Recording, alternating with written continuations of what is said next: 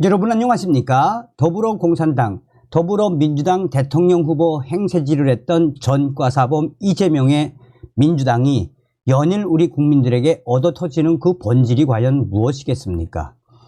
전과사범 당대표답게 친명을 지금 중심으로 하다 친문 세력들까지 내쫓고 있지요. 이런 민주당의 민낯의 본질이 무엇이겠습니까? 오로지 이재명의 사당화, 이재명의 방탄 정당으로 만들려는 그 꼼수에 연일 얻어터지고 있다라고 해도 과언이 아니죠. 자, 이낙연 전 대표가 이재명은 3년 뒤에도 불가능.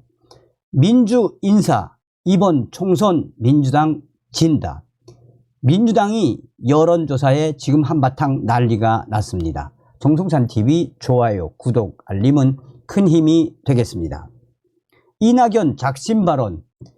이재명의 지금 민주당 3년 뒤에도 정권 교체 가능성 없다. 이낙연 전 대표가 연일 이재명 당대표를 향한 쓴소리를 쏟아내고 있습니다. 이낙연 전 대표는 현재 민주당은 민주당의 정신과 가치를 잃어버리고 김대중 노무현 전 대통령의 사진만 붙여놓은 사진관이 됐다라며 지금의 민주당, 이재명 당대표의 지금의 민주당으로서는 3년 뒤 정권 교체도 가능성이 없다라고 작심 발언을 쏟아냈습니다.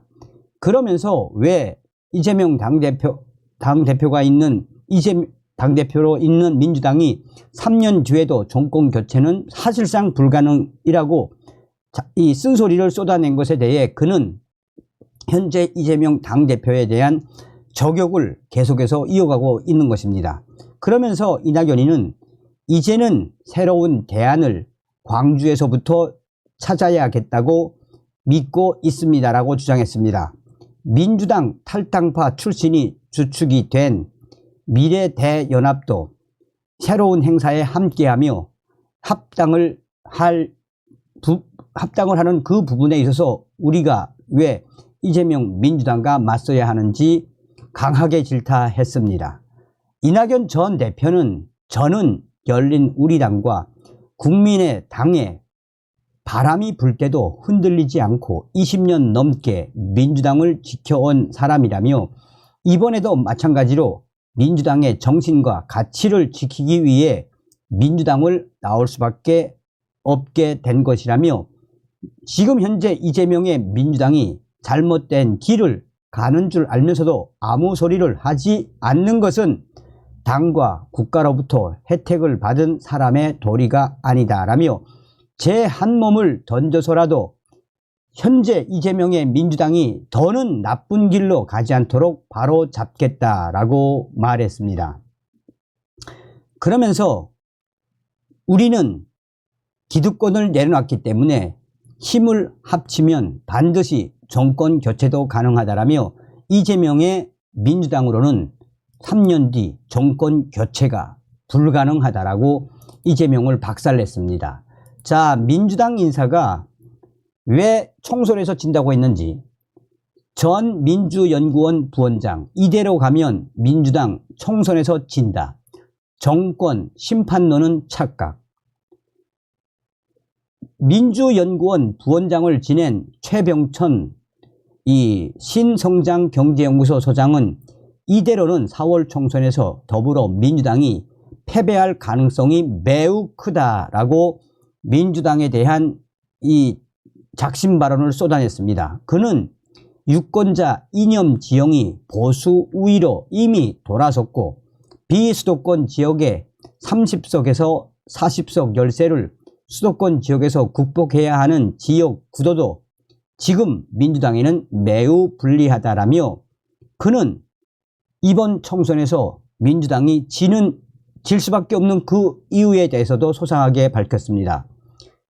이 최병천 소장은 2000년 민주노동당 창당 발기인의 이름을 올린 이래 24년간 진보 진영에 몸담고 있습니다. 자, 민주당 총선 패배를 예측했습니다. 기자가 묻자 그는 민주당은 2011년 10월 박원순 후보의 서울시장 보궐선거 승리를 등에 업고 이명박근혜 구호로 보수에 대한 반감을 자극했습니다. 하지만 이듬해 총선에서 새누리당에 152석을 내주었습니다. 지금도 똑같습니다. 민주당은 강서구청장 보궐선거 승리에 취해 한동훈 아바타론을 내세워 반사 이익만 노리고 있습니다.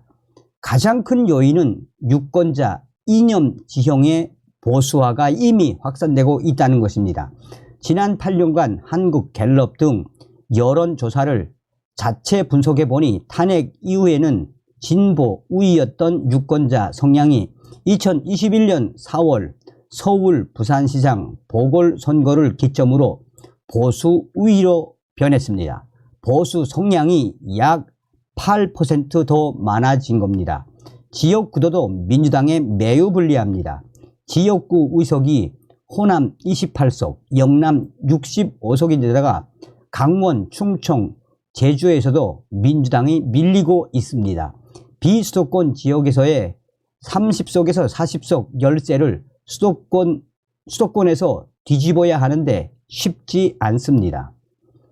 윤석열 정부의 낮은 지지율은 야당에 유리하지 않겠습니까? 라고 묻자 그는 총선에서 정권 심판론이 크게 작동한다는 믿음은 이제는 착각입니다. 2004년 이후 치루어진 5번의 총선 중 4번을 집권 여당이 승리했습니다. 2016년에만 유일하게 여당 새누리당이 패했는데 단 한 석 차이였습니다.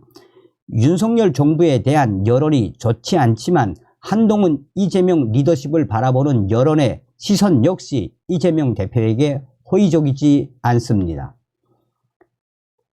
이재명 대표 이선 후퇴 가능성 희박하지 않습니까? 기자가 묻자 민주연구원 부원장이었던 최병천 소장은 이재명 대표가 죽는 길이 아니라 사는 길입니다. 이선에 후퇴해야 합니다. 그가 시달리고 있는 사법 리스크 극복, 총선 대선 승리에 결과적으로 도움이 되는 방안입니다. 문재인 전 대통령은 2016년 총선에서 물러나 김정인 비대위원장을 내세웠고 2017년 대통령이 됐습니다.